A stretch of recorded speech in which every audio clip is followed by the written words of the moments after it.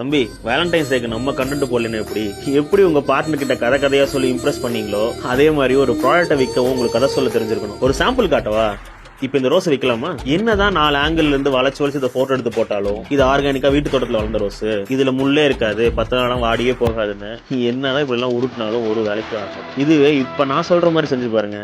14th வருது, உங்க பார்ட்னருக்கு என்ன கிஃப்ட் வாங்கி கொடுக்கலாம்னு பயங்கரமா யோசிச்சுட்டு இருக்கீங்களா? கிஃப்ட் என்னதான் இருந்தாலும் அது கூட இந்த மாதிரி ஒரு ரோஸ் கொடுங்க. என்னதான் எல்லா வருஷமும் நீங்க உங்க பார்ட்னருக்கு ரோஸ் கொடுத்தாலும் இந்த வருஷம் அது கூடவே ஒரு குட்டி கவிதையை ஒண்ணு உங்க பார்ட்னருக்கு நாங்க ரெடி பண்ணி தரோம். ரோஸஸ் ஸ்டாக் அவுட் ஆகிறதுக்கு முன்னாடி என் பயோல இருக்க லிங்கை கிளிக் பண்ணி டக்குன்னு ஆர்டர் பிளேஸ் பண்ணிக்கோ. எவ்வளவு பெரிய கிஃப்டா இருந்தாலும் இந்த ரோசஸை பார்த்தா உங்க பார்ட்னர் கண்டிப்பா சிரிப்பாங்க. கூடவே அந்த கவிதையும் பார்த்தாங்கன்னு வச்சுக்கோங்களேன், சொல்லவா வேணும். நான் வித்தது என்னமோ ஒரே ரோஸை தான். முதல்ல பேசினது இந்த ரோஸை பத்தி ஃபேக்ட்ஸ் ஃபீச்சர்ஸ்னு ரொம்ப போரிங் கண்டென்ட், ஒருத்தனும் வாங்க மாட்டான். ரெண்டாவதா பண்ணது எமோஷன்ஸ் ஃபீலிங் கலந்த ஒரு ஸ்டோரி. இது ரெண்டுல எது உங்க கூட கனெக்ட் ஆச்சுன்னு கமெண்ட்ல சொல்லுங்க. இந்த மாதிரி கதை சொன்னா எதை வேணாலும் ஈஸியா வித்தரலாம். சிங்கிளா கதை சொல்லி பழகுங்கப்பா.